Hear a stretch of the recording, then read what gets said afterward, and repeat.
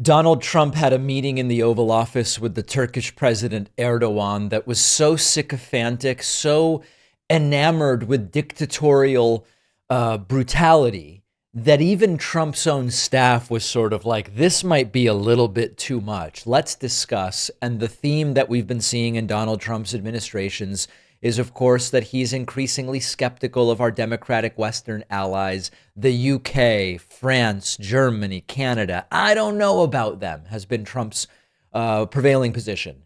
But when it comes to the dictators and the authoritarians, Kim Jong-un, Putin, Erdoğan, and others, Trump's just fascinated by these guys, truly fascinated. And here is Donald Trump talking about how tough Erdoğan is. You're a big, tough boy. Erdoğan is so tough. He's opinionated. He does an amazing job with his country. Oh my goodness. Advocates of democracy and civil rights cringe. So this is a tough man. This is a guy who's highly opinionated. Usually I don't like opinionated people, but I always like this one. But he's a tough one. And he does an amazing job in his country. You know, if you measure Erdogan's job performance by the number of jailed journalists per capita, he's off the charts amazing. And so this is, you know, I don't want to say it was funny when it started and now it's not. It was never funny. But the degree to which the prevailing impetus for Trump's political existence has been to praise and emulate authoritarians and dictators, and put down, denigrate, and generically speaking, ridicule Western liberal allies is terrifying stuff. And then, of course, if you were terrified at the 30,000-foot level, then you look, well, Trump's trying to oppress media. Trump's trying to deny people due process. Trump is using prosecution as a political tool against his enemies. Trump is using political favors to try to preserve his or others' integrity, like, for example, with everything going on with Ghislaine Maxwell. It's an absolutely despicable situation to be in. And there's no turning it around. And, you know, there are some people, Trump-aligned staffers, who have bailed on working for him, but they are relatively few and far between. For the most part, it's shut up and get in line and just help Trump keep going. There was another moment that was almost beyond belief where Trump, in trying to further the case that Trump really won in 2020, which he didn't, Joe Biden won, in trying to further that and say his election was rigged back then, he turns to Erdoğan and he says he knows about rigged elections.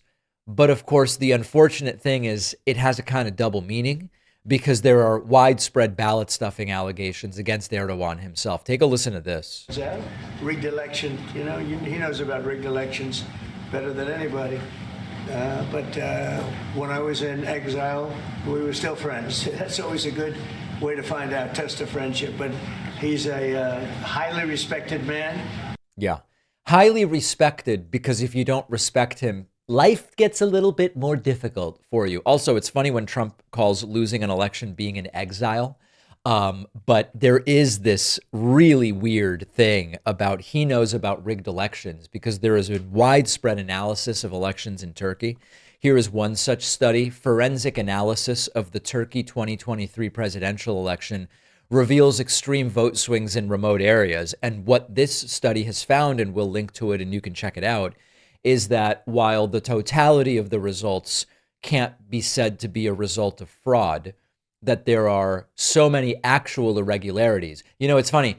The sort of stuff that Trump alleges is true about elections when he loses, irregularities, this, that. The irregularities are investigated. They don't really exist. In Turkey, irregularities were actually investigated, and they did exist. And they are believed to at least partially be related to ballot stuffing in remote areas. And so, again, the people Trump is most impressed with, most enamored with, most titillated by are people who engage in anti-democratic behavior with regard to the press. They engage in anti-democratic and authoritarian rhetoric and somehow end up with allegations of ballot stuffing in remote areas. We saw it with Putin in Russia. We've seen it with Erdoğan in Turkey, and Trump loves absolutely all of it. So the terrifying reality is that these are the people Trump considers to be of his ilk. These are his cohorts. It's not Canada, Mexico, Spain, the UK, France, Germany, Scandinavian countries, Northern European countries. No, no, no, no. Those are the ones we have to be skeptical of. Some of them are a little too sissy. Some of them are a little too soft. Some of them are socialists. No, these are not the people. But Xi, Erdoğan, Putin, Kim Jong-un, previously, whether it was Bashar al-Assad or Duterte or whoever, that is Trump's cohort. And it is not exactly a great cohort of people. I've been tracking my family tree for a long time now, and the service I've always relied on is MyHeritage, which I started using long before they became a sponsor. Trusted by over 90 million users, MyHeritage makes it easy and fun to build your family tree with a range of powerful genealogy tools at your fingertips.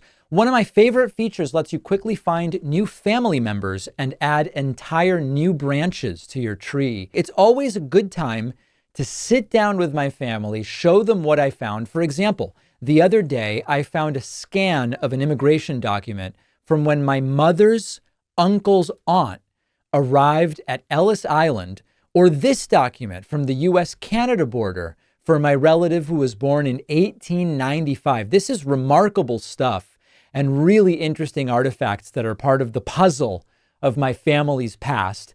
MyHeritage gives you access to over 19 billion records like this, making it easier than ever for you to uncover amazing new pieces of your family's history. You can try MyHeritage completely free for 14 days when you go to davidpakman.com/myheritage.